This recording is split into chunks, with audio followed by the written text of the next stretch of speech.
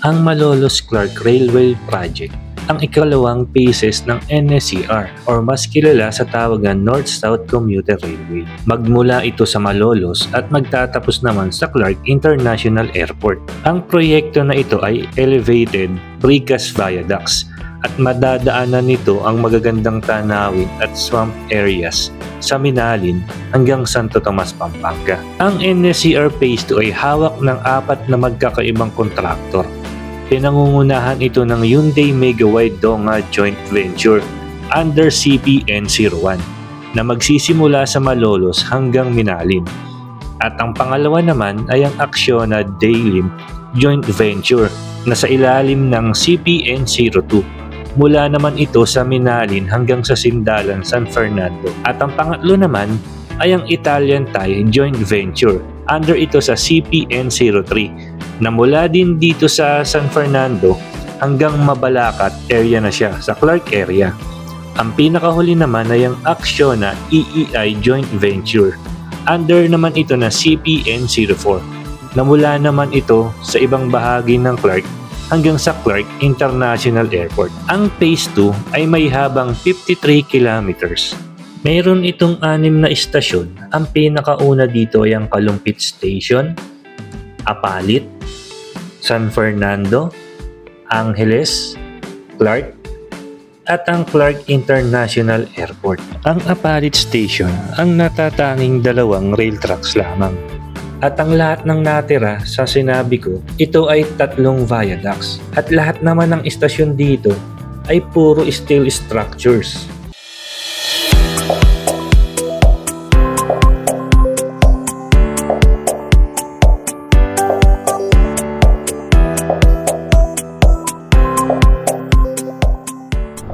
Okay mga dads, nandito na po tayo sa Clark, Mabalacat. Malapit na po tayo sa, tingnan lang po natin yung right of way dito ng, yung PNR right of way dito sa may tabi ng SM Clark. Yan, alam nyo mga dads, ito sa bandang kanan ko, ito ang right of way ng PNR.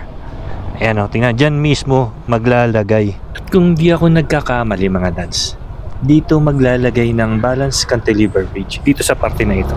Yan, ito, ayan o. Sige, mamaya na, ayan. Dito sa may bandang kaya, may blue na yero, yan ang right of way ng PNR. Tapos dito, talagang napakatagal pa nitong gagawin itong bandang phase 2 na ito. Kita mo naman, no? Dito, hindi ko lang sigurado kung anong gagawin, kung gigibain ba to o sa malamang gibain to itong overpass na to ng dito bande or sa SM ba to? Ayan, sa di kalayuan makikita na po natin ang NSCR Clark Station na may nakalagay na LG. Alam ko may mga ano to may mga kabahayan pa dyan sa may loob ng kulay blue na yan Yan ang isang hamon sa gobyerno natin. Talagang dito sila nagtatagal sa right of way na magpasang hanggang ngayon, hindi pa rin nila ma-resolve itong ganitong issue. Yan, napakatagal na mag-go. At ayun.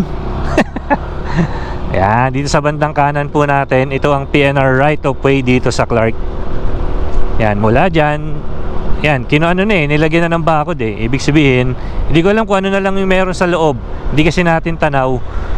Kung papaliparan naman natin nandun, hindi tayo allowed magpalipad dito kasi malapit na to sa airport. Ayun, dito pala open Ayan may mga kabahayan pa pala. Siguradong matatanggal yan. Ayan, magmula dito, ayan, yung mga establishment kabahayan na yan sa gilid, ayan, mawawala yan mga yan. Tapos simula dito, tatawid yan pa ganun. Kaya kita nyo, medyo nakatagilid yung, hindi ko alam kung ano po to, kung ano po itong parte na ito. Sa malamang sa LG po siguro ito. Ayan doon siya galing sa may loob ng station Okay, nandito na po tayo. sorry, take two. Okay, nandito na po tayo sa NSCR Clark Station. Iba po yung Clark International Airport ha. Dalawa kasi yung station, isang Clark saka dun sa Clark International Airport. Yan, eto na po oh. Dito siguro maglalagay ng cash in situ siguro to. Ayan, nandito na po tayo sa East Perimeter Road. Ayan po. I-checkpoint lang po tayo dito.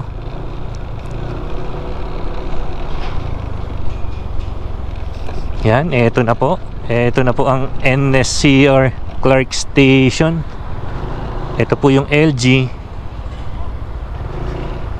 Ayun, binabaklas nila yung LG. Makikita nyo po, ayan, 3 viaducts po ito. Steel structure pa rin po itong station na ito. Alam nyo mga dads, lahat ng NSCR stations ay steel structure type siya ha. Hindi siya katulad sa phase 1 na puro concrete. Ayan, makikita nyo yan. Sa likod po, yun po yung SM Clark. Punta po tayo banda doon. Ito po yung LG. Ito po yung LG sa part na ito. LG number, ano ba to? May number yan. Yun, 3. Ang number 1 yung nasa Angeles Station. Tapos yung number 2, yung nakita nating dumaan, yung binabaklas. Ito naman yung 3. Ito yung tuloy-tuloy na naglalagay dito. Yan, kita nyo po. Kita nyo po sa bandang kaliwa, no? May mga ano na, may mga steel na siyang, may mga una nang nakalagay. Steel na po siya. Yan, ayan po, oh. Nakikita nyo, oh. Yung huling punta natin dito, halos wala pang nakalagay na segmental box girders dito. Yan. Katulad lang po ito. Kung iahalin tulad natin to sa phase 1, doon sa station siya ng Marilao Station, di ba? 3 viaducts siya. Ayan po. Ipunta muna tayo banda doon. Pero hindi na tayo lalayo kasi hanggang dito na lang po tayo. Ayan, silipin lang po natin itong NSCR Clark Station na ito. Tapos siguro banda doon pa, ano yan eh, underground yung magiging setup niyan eh. Hindi ko lang alam kung saan banda doon magsisimula. Yan, eto pa rin po. Ayan po, oh. Ayun yung mga naghuhukay sila doon, oh.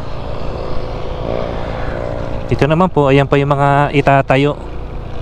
Ayun, bisitahin lang natin tong cash in situ dito.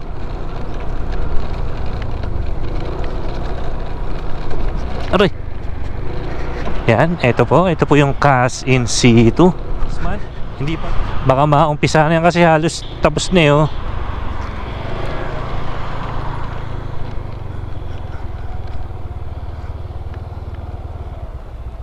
Okay, andyan. Ito na po yung pinakadulo. Bali dito, isang ano na lang po siya. Isang viaduct sa lang po. Tapos na po siya. Halos hanggang doon na po yan. Hindi na po tayo pupunta doon. Ikot na po tayo. Yan. Saka na lang po natin yung balikan pag medyo okay na po ulit. Yan, sumikat na po ang araw.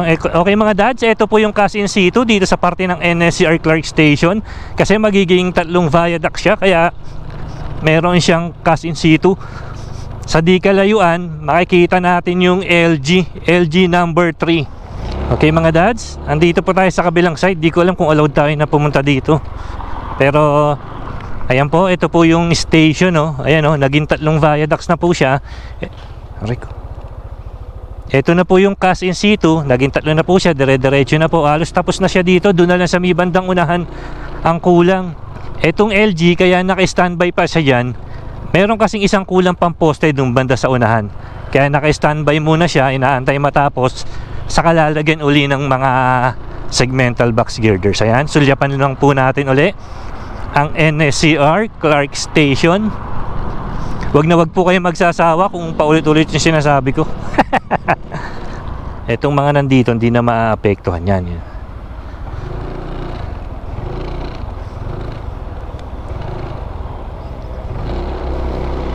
Okay po, sa bandang kanan, ito na po. Nag-uumpisa na po sila or patapos na po. Patapos na po tayo sa ating vlog for today. Ano ba ibig sabihin ng LG? Launching gantry. Yan po yung nagtataas diyan sa mga yung dadaanan ng tren. Ayan po, lipat na po tayo dito sa kabila. Yan, habang wala, ito na po. Thank you po, NSCR Clark Station. Yun po yung sinasabi ko, isang poste na di pa tapos, kaya hindi pa makausad yung LG. Tambay muna po siya dyan, pahinga muna. Ayan, hanggang dun yan, ayun no, may bakante no. Tapos cash in situ na rin siguro dyan. Sa malamang cash in situ yan, kadalasan ganun kasi talaga eh. Yan, di ba, dire-diretso. Yan, ito yung pinakahuling poste. Tapos sigurado magkalagay pa ng isang poste dyan kasi kakaliwa yan dito, liliko yan pag ganun no.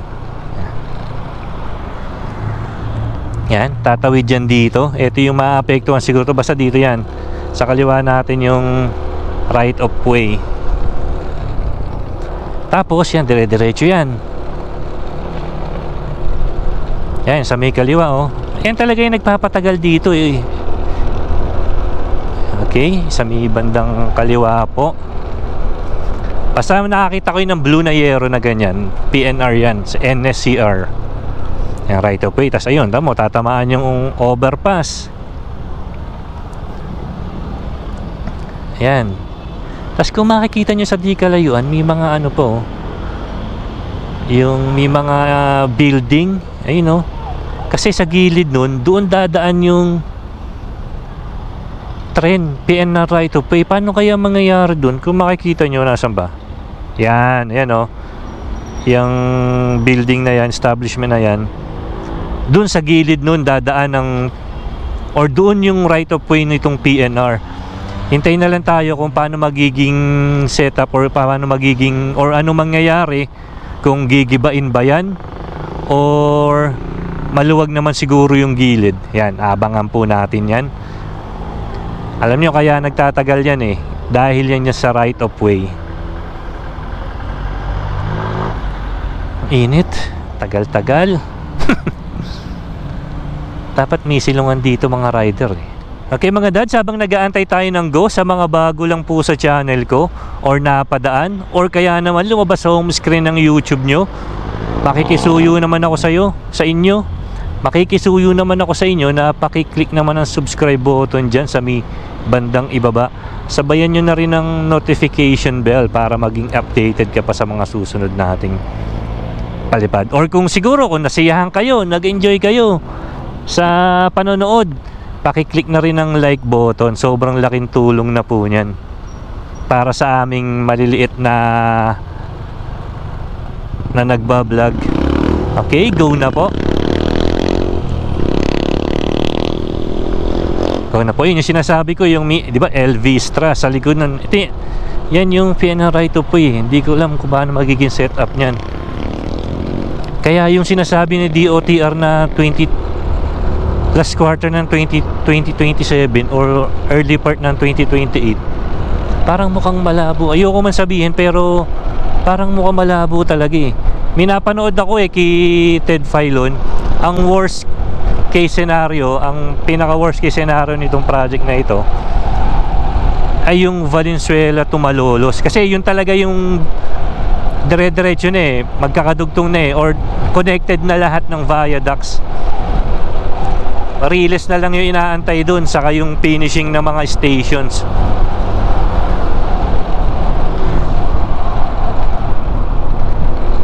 Yan, yung pagmula sa Clark tas pabalik pa Angeles or pa San Fernando, dun yung talagang napakatagal gagawin dahil sobra talagang issue nun, sa dami pang mga kabahayan na nakalagay.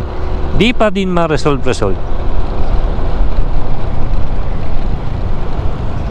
Okay, pabalik na po tayo. Nagugutom na po ako. Sige po, paalam na po. Sa susunod po uli nating vlog. Huwag nyo po akong pababayaan. Huwag po kayong magmimitis ng pananood dito sa ating NSCR project. Saan kaya dito yung maraming ilaw paggabi?